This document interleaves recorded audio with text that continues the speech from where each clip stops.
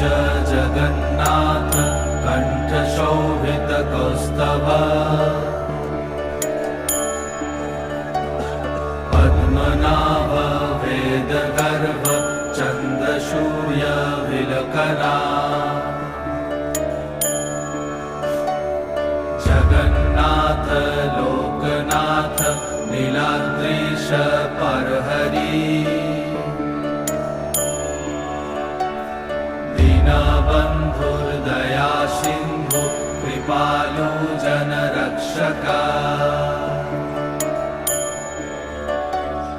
कम्बुपाणि चक्रपाणि पद्मनाभ नरोत्तम जगत्तं पालको व्यापी सर्वव्यापी सुरेश्वर